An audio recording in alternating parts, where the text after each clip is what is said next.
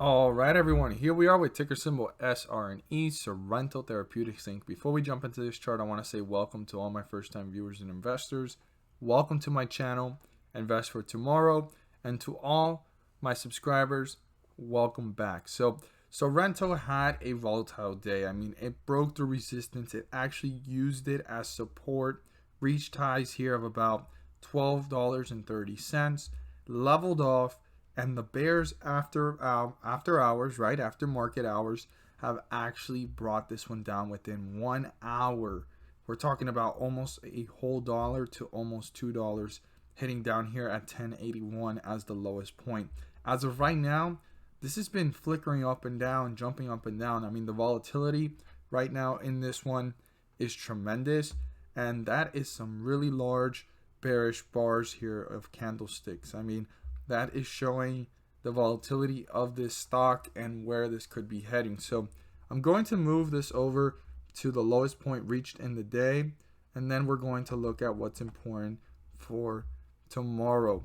Now, our resistance level is the highest point before this fall. I mean, that was way up here before it dipped. I mean, this was actually looking like it was in a healthy growth and steady rise to pull away from the 50-day moving average, but news or something had to do to play a major role in this, or fear, uncertainty, or just anyone that was in this one and is profit taking now, because that is some quick moves for this to fall and dip like that within 1 hour.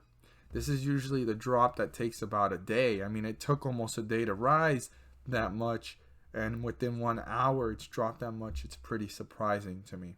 Now, the 50-day moving average is up here at 1148 as of right now, and right now the ticker symbol is showing $11. I mean, there's a few minutes left for this candlestick to be saved here and move on to the next one, but honestly, if it was to move sideways, it could actually stay equal, or it could kind of move this around a little bit. But as of right now, it's at $11. 1148 is the 50-day moving average. As long as we're above it, the bulls are in control, and as of right now, we're below it. The bears are gaining leverage. Now, the bears are going to want to tear this one down to newer lows. They're going to want to tear this one down as quickly as possible to reach newer support levels and newer lows. So let's actually move this exactly to the number. It's 1080, not 1081. 1080 is the lowest point. That's the support level that if the bears break through that, this is certainly going to be dominated by the bears. They're actually going to start to hit newer lows, and it's going to get closer to the lowest point here reached in the last couple of days, which was 1074. I mean, I'd keep that number in mind. I'd write it down. Super important number as well, 1074. But as of right now, 1080 is the lowest point reached in the day, and if that gets broken through, this will start to see newer lows, newer support levels, and the bears will be pulling this further away from the 50-day moving average in a downward direction. So I want to emphasize to all investors, pay close attention to the behavior of this stock and how it's acting if it starts to break through the support and hit newer lows and get further down, because even if the bulls reappear, they have to come in hefty and strong to break back through the 50-day moving average to hit newer highs. So it's super, super important for the bulls to keep an eye on this, and the bears are going to do their best to try to tear this one down and bring this down to newer lows. On the other hand, we have what the bulls need to break through, and I know this is a really far stretch, but before getting there, they have to break through the 50-day moving average to get back into bullish territory. Once the bulls accomplish getting back into bullish territory, their next goal is to break through the resistance level that's going to pull them further away from the 50-day moving average in an upward direction. That is 1212. This is an important number due to the fact that the bulls need to break through 1212, turn that into a support, and start to reach newer highs. Obviously, their next goal would be the next resistance level, which is the highest point reached in the day, and that's 1230. But before getting there, 1212 needs to be broken through, turn into a support, and the bulls can start to break away to newer highs and newer resistance levels. Also, it just slightly moved to 1097, and we're about to see what the next candlestick is. And we can clearly see here that within the next time frame, it actually has dropped to 1065. I mean, it already broke through support. This could be well on its way to newer lows. I was actually waiting for that to see what this was going to read up, and we can clearly see here that it actually has moved now, and it's going to be bouncing around between 1060 and 1065, 1063. So keep these numbers in mind. I mean, they already broke through this support. This is an important support level anyways up here, but I mean, this is just tearing down. I mean, I have to zoom out so that we could see it. I mean, the only way I can kind of go ahead and give you guys a point of reference that's lower than that is down here at 1036, and you can write that down as well. But this is quickly moving down. I mean, there's a big sell-off here of fear, uncertainty, or profit taking for sure. And we're seeing it live on this chart. I mean, the support levels are just becoming lower and lower. One of my best advices is pay close attention to how this stock is reacting within the last couple of hours post-market. And whatever number it is post-market, if it drops below that, this is well on its way to newer lows. I mean, it just hit the 1036 mark that I was talking about. You can clearly see that there, and I had just pointed that out down here with our last indicator from weeks ago. We're literally on it. It just broke through it. This is insane how much this is actually being sold off and falling. I mean, how hard is this dip going to be? This is happening within 2 hours after the market about to be.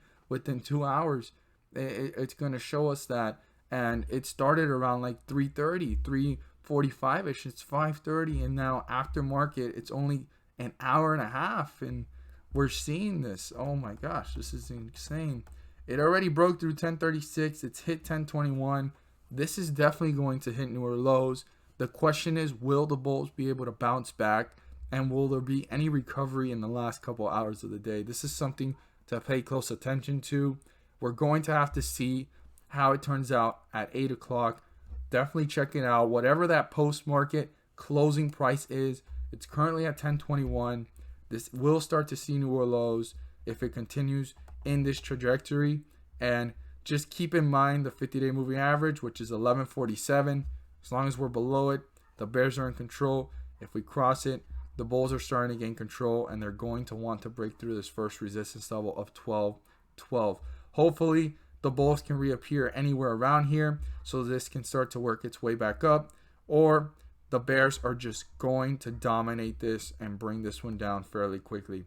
As always, if you found this video helpful and informative, please do so and subscribe. Share this with your friends and community.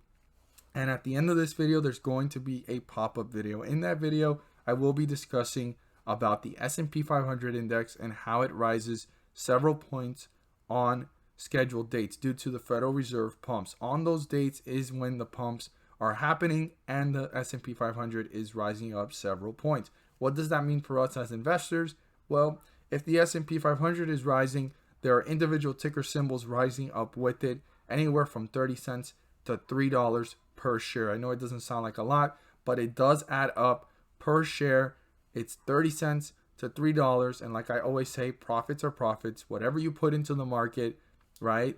As long as you're getting more than what you put in back, you have done a great job. I'm not there to tell you guys to buy, sell, or hold. I'm just here to inform every investor on the great news that there's an opportunity to maximize profits and minimize losses. As always, if you find these videos helpful and informative, please do so and subscribe, but don't click on just the subscribe button. Click on the bell to not miss a single video that I post. And before I end this video, we are definitely seeing this one hit newer lows, and I'm going to come back at 8 p.m. Take a look at this one more time, and I will put it down in the comments down below just to update you guys on what it closed out at and what to look for. But I mean, we started up here, and I said that if 1036 was broken through, this would see newer lows. It certainly has, and it's hit the lows of 985 right now. This is insane how quickly this is falling, and within 2 hours after the market, this might see newer lows, newer support levels, and we're going to have to pay close attention to who is dominating this chart and what's going on for tomorrow and the days to come. As always, again, I hope you guys find this video helpful and informative. I'm going to update it with the comments down below. I apologize that the support level is not as clear, and I'll come back and look at if the right here our resistance level slightly changed, but I believe our resistance level will fairly be the same, and our support level is the one that's going to change. But if this fell this hard, I mean, we need to pay very close attention to how this is reacting tomorrow, starting off the day and the tug of war.